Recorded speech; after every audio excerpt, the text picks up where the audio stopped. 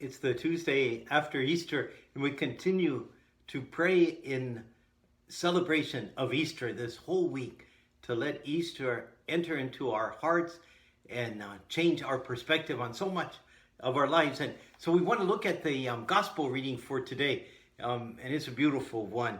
It's Jesus' appearance to Mary of Magdalene. It comes from the Gospel of John.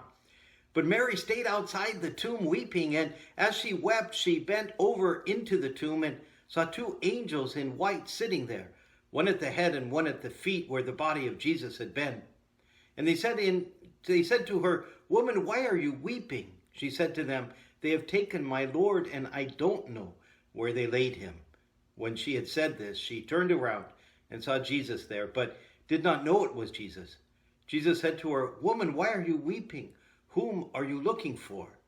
She thought it was the gardener and said to him, "Sir, if you carried him away, tell me where you laid him, and I will take him." Jesus said to her, "Mary." She turned and said to him in Hebrew, "Rabboni," which means teacher. Jesus said, "Stop holding on to me, for I have not yet ascended to the Father, but go to my brothers and tell them I am going to my Father and your Father, to my God and your God." Mary of Magdala went and announced to the disciples, "I have seen the Lord," and what he told her. The Gospel of the Lord.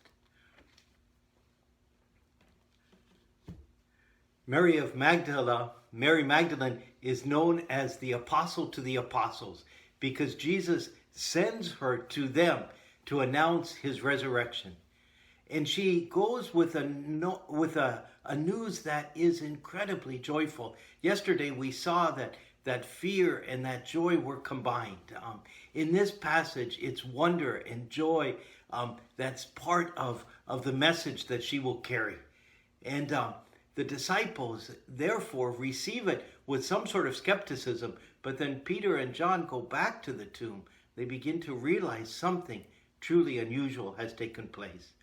So what we want to concentrate on today is that sense of joy. Because Easter should bring that to us. Easter should be this time where we feel a deep spiritual interior happiness because our Lord is risen and wants us to be with him. As he says here, I go to my Father and your Father, my God and your God. And Jesus calls us to be part of that movement with him towards the Father.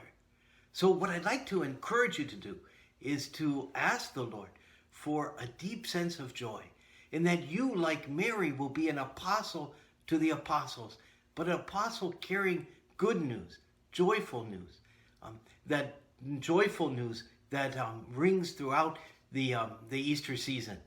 Years ago, when I had a program at my parish for people who wanted to grow closer to the Lord during Lent and Easter week, all during Easter season, those 6 weeks, I would encourage them to do something that brought them happiness, something they really enjoyed doing, nothing immoral, but something they enjoyed doing.